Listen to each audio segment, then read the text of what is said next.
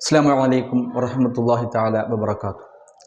2016 ഫെബ്രുവരി 24 ഇന്ത്യയുടെ പ്രധാനമന്ത്രി ശ്രീ നരേന്ദ്രമോദി രാജ്യത്തിൻ്റെ ലോക്സഭയെ അഭിമുഖീകരിച്ച് സംസാരിക്കുമ്പോൾ അദ്ദേഹം പറയുകയുണ്ടായി, ഒരു രാജ്യം ഒരു തിരഞ്ഞെടുപ്പ് എന്നത് ഇന്ത്യക്ക് അനിവാര്യമായ ഒന്നാണ്. അത് ഇന്ത്യയുടെ ജനാധിപത്യത്തെ ശക്തിപ്പെടുത്തും. അതിനെക്കുറിച്ച് നാം ചർച്ച ചെയ്യണം. അതിൻ്റെ സാധ്യതകളെ നാം അന്വേഷിക്കണം. വളരെ വേഗത്തിൽ നമുക്കത് നടപ്പിലാക്കണം. 1999 ഇന്ത്യയുടെ ലോ കമ്മീഷൻ 170ാമത് റിപ്പോർട്ടായി ഈ വിഷയത്തെ അധികരിച്ചിട്ടുള്ള ചർച്ച നേരത്തെ സമർപ്പിച്ചിട്ടുണ്ട്. ഇത്തരുണത്തിൽ നരേന്ദ്രമോദിയുടെ ഈ പ്രസംഗത്തോടുകൂടി പിന്നെയും ഇന്ത്യയുടെ സജീവ രാഷ്ട്രീയത്തിലേക്ക് ഒരു രാജ്യം ഒരു തിരഞ്ഞെടുപ്പ് എന്ന നടപ്പിലാക്കാൻ സാധ്യതയുള്ള ഒരു വിഷയത്തെക്കുറിച്ചിട്ടുള്ള ചർച്ചകൾ ആരംഭിക്കുന്നു. ഒരു പ്ലാറ്റ്ഫോമിൽ BJP ഭരിക്കുന്ന പാർട്ടികൾ ചേർന്ന് 2029 ആകുമ്പോഴേക്കും ഇന്ത്യയിൽ ഒരു രാജ്യം ഒരു തിരഞ്ഞെടുപ്പ് എന്ന നടപടി ഞങ്ങൾ പൂർത്തീകരിക്കും എന്ന് പറയും. ഇങ്ങനെ ഉള്ള വ്യത്യസ്ത വാദഗതികൾ ഉയർന്നു വരുന്ന സാഹചര്യത്തിൽ ഒരു രാജ്യം ഒരു തിരഞ്ഞെടുപ്പ് എന്നതിൻ്റെ സാധ്യതയെ, എന്നതിൻ്റെ പ്രശ്നങ്ങളെ നാം അവലോകനം ചെയ്യുകയാണ്. സ്വാഭാവികമായും ചർച്ചയിൽ നിൽക്കുന്ന ഒരു വിഷയമാകുമ്പോൾ ഇതിന് രണ്ട് വശങ്ങളുണ്ടാകും. അനുകൂലിക്കുന്ന വശവും ഉണ്ടാകും, പ്രതികൂലിക്കുന്ന വശവും ഉണ്ടാകും. അനുകൂലിക്കുന്നവർ ആദ്യമായി പറയുന്നത് ഇന്ത്യയുടെ ആർട്ടിക്കിൾ 324 ഭരണഘടനയിലെ 324ാമത്തെ ആർട്ടിക്കിൾ ഇലക്ഷൻ കമ്മീഷൻ ഓഫ് ഇന്ത്യക്ക് ഒരു രാജ്യം ഒരു തിരഞ്ഞെടുപ്പ് എന്ന സംവിധാനത്തിൽ തിരഞ്ഞെടുപ്പ് നടത്താനുള്ള അനുമതി കൊടുക്കുന്നുണ്ട് എന്നുള്ളതാണ്. 1951 തിരഞ്ഞെടുപ്പ് പ്രക്രിയയെ വിശദീകരിക്കുന്ന ജനപ്രാതിനിധ്യത്തെ കുറിക്കുന്ന ലോയിലും പ്രസ്തുത വിഷയത്തെക്കുറിച്ചിട്ടുള്ള സംസാരങ്ങളുണ്ട്. 1999 ലോ കമ്മീഷൻ്റെ റിപ്പോർട്ടും 2015 255ാമത് റിപ്പോർട്ടായി അവർ സബ്മിറ്റ് ചെയ്ത റിപ്പോർട്ടും പരിശോധിക്കുമ്പോൾ ഒരു രാജ്യം ഒരു തിരഞ്ഞെടുപ്പ് എന്നുള്ളത് നിയമസാധുതയുള്ള ഒന്നായി ഇന്ത്യയിൽ മാറിക്കഴിഞ്ഞിരിക്കുന്നു.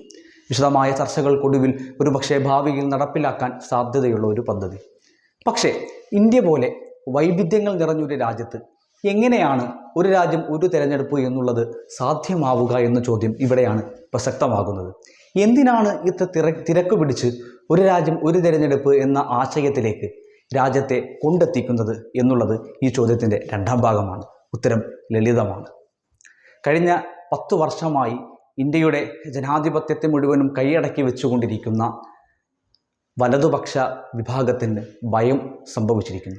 2023 തിരഞ്ഞെടുപ്പിന് മുൻപുള്ള കാലം നാം ഓർക്കുക. എന്തൊക്കെയാണ് അവർ ചെയ്തു കൂട്ടിയത് എന്നുള്ളത്. ഏതായാലും ഇതിൻ്റെ മറുഭാഗം കൂടി നമുക്ക് കേൾക്കാം. ആദ്യമായി ഈ വിഷയം ഒരു രാജ്യം ഒരു തിരഞ്ഞെടുപ്പ് എന്നുള്ളത് നമുക്ക് നടപ്പിലാക്കണമെങ്കിൽ ഇന്ത്യയുടെ ഭരണഘടനയിലെ ആർട്ടിക്കിൾ 83, 85, 178 തുടങ്ങി 9ഓളം ആർട്ടിക്കിളുകളിൽ ഭേദഗതി വരുത്തേണ്ടി വരും. എന്നു മാത്രമല്ല, ഇന്ത്യ എന്നുള്ളത് ഒരു ഫെഡറൽ രാജ്യമാണ്. ഇന്ത്യയുടെ യൂണിയൻ ഗവൺമെൻറ്റിന് എത്രമാത്രം അധികാരങ്ങളുണ്ടോ അതുപോലെ തന്നെ, അല്ലെങ്കിൽ ഓരോ സംസ്ഥാനങ്ങൾക്കും അവരുടേതായ അധികാരങ്ങൾ കൽപ്പിക്കുന്ന ഒരു ഫെഡറൽ സംവിധാനത്തെയാണ് ഇന്ത്യ ഫോളോ ചെയ്യുന്നത്. ഇങ്ങനെ വരുമ്പോൾ ഒരു രാജ്യം ഒരു തിരഞ്ഞെടുപ്പ് എന്നുള്ള ആശയത്തിലേക്ക് രാജ്യം മാറുമ്പോൾ ഇന്ത്യയുടെ ഫെഡറൽ സംവിധാനം അവിടെ ചോദ്യം ചെയ്യപ്പെടുകയാണ്. ഇതിനെ ഈ രാജ്യം അഡ്രസ്സ് ചെയ്യേണ്ടതാണ് എന്നുള്ളതാണ് വസ്തുത. മറ്റൊന്ന്, നമ്മളുടെ രാജ്യത്തിൻ്റെ സവിശേഷമായ രാഷ്ട്രീയ സാഹചര്യം നാം നോക്കുമ്പോൾ ഓരോ സംസ്ഥാനങ്ങൾക്കും അവരുടേതായ പ്രാദേശിക രാഷ്ട്രീയം പറയാനുണ്ട്. തമിഴ്നാടിനാകുമ്പോൾ അത് ജാതി രാഷ്ട്രീയമാണ്. കർണാടകയ്ക്ക്, ആന്ധ്രയ്ക്ക്, സിക്കിമിന്, ഇങ്ങനെ തുടങ്ങിയ രാജ്യത്തിൻ്റെ വിവിധ ഭാഗങ്ങളിലുള്ള ഓരോ ദേശങ്ങൾക്കും വ്യത്യസ്ത പ്രാദേശിക രാഷ്ട്രീയത്തിൻ്റെ കഥ പറയാനുണ്ട്. ഇത്തരത്തിൽ വൈവിധ്യങ്ങൾ നിറഞ്ഞ ഒരു രാജ്യത്ത് ഒരു രാജ്യം ഒരു തിരഞ്ഞെടുപ്പ് എന്ന ആശയം നാം നടപ്പിലാക്കുമ്പോൾ നമ്മുടെ വൈവിധ്യത്തെയാണ് ഇവിടെ ചോദ്യം ചെയ്യപ്പെടുന്നത്. സ്വാഭാവികമായും പ്രാദേശിക രാഷ്ട്രീയം അസ്ഥിരപ്പെടുകയും തൽസ്ഥാനത്തേക്ക് കേന്ദ്രം ഭരിക്കുന്ന പാർട്ടി അവരോധിക്കപ്പെടുകയും ചെയ്യുന്നു. ഈ ഒരു പ്രവണതയ്ക്ക് വേണ്ടിയിട്ടാണ് ഒരു രാജ്യം ഒരു തിരഞ്ഞെടുപ്പ് എന്ന ആശയം ഇത്ര വേഗത്തിൽ നടപ്പിലാക്കാൻ വേണ്ടി ശ്രമിക്കുന്നത് എന്ന വിമർശനം ഉയർന്നു കഴിഞ്ഞിട്ടുണ്ട്. ഇതിൻ്റെ വസ്തുത നാം പരിശോധിക്കുമ്പോൾ ഏറെക്കുറെ ഇത് ശരിയാണെന്ന് നമുക്ക് ബോധ്യമാകുന്നുമുണ്ട്. മറ്റൊന്നും, ഇന്ത്യ പോലെ ഇത്രയും വലിയൊരു രാജ്യത്ത്, ലോകത്ത് 7ാമത്തെ വലിപ്പം കൊണ്ട് 7ാമത് നിൽക്കുന്ന രാജ്യത്ത് വളരെ അടുത്ത കാലത്തായി നാം ലോക്സഭാ തിരഞ്ഞെടുപ്പ് നടത്തിയത് കണ്ടതാണ്. 7 ഷെഡ്യൂളുകളിലായിട്ടാണ് ഇന്ത്യയുടെ ലോക്സഭ തിരഞ്ഞെടുപ്പ് നാം പൂർത്തിയാക്കിയത്. അങ്ങനെയുള്ളൊരു രാജ്യത്ത് ലോക്സഭ, സംസ്ഥാന നിയമസഭ, മുനിസിപ്പാലിറ്റികളിലേക്കെല്ലാം തിരഞ്ഞെടുപ്പ് നടത്തുമ്പോൾ എത്രമാത്രം സങ്കീർണമായ ഒരു രാഷ്ട്രീയ പ്രവർത്തനമാണ് അവിടെ നടക്കേണ്ടത് എന്ന ചോദ്യം ഉയരുന്നുണ്ട്. ഒരു നിലയിൽ ഇവർ പറയുന്നുണ്ട്, സാമ്പത്തികമായിട്ടുള്ള വലിയ ഒരു ചെലവിന് നമുക്ക് ചുരുക്കാൻ കഴിയും. അവിടെയും പ്രശ്നങ്ങൾ വരുന്നുണ്ട്. പ്രാദേശിക പാർട്ടികൾക്ക് ഉയർത്താവുന്ന ഫണ്ട് എത്രമാത്രമാണെന്നും ഒരു രാജ്യം ഒന്നടങ്കം ഭരിക്കുന്ന കേന്ദ്രത്തിൻ്റെ ഭരണം കൈയാളുന്ന പാർട്ടിക്ക് എത്രമാത്രം സമ്പത്തിറക്കിക്കൊണ്ട് തിരഞ്ഞെടുപ്പിൽ കളം പിടിക്കാമെന്നുള്ളതും നമുക്കറിയാം. ഇങ്ങനെയൊക്കെ നോക്കുമ്പോൾ ഇന്ത്യയെ പോലെ ഒരു രാജ്യത്ത് ഒരിക്കലും നടപ്പിൽ വരുത്താൻ കഴിയാത്ത ഒരു പദ്ധതിയാണ് ഒരു രാജ്യം ഒരു തിരഞ്ഞെടുപ്പ് എന്നുള്ളത്. ഭാവിയിൽ 950 മുതൽ 67 വരെയുള്ള വർഷങ്ങളിൽ നമ്മളിത് നടപ്പിലാക്കിയിട്ടുണ്ട്.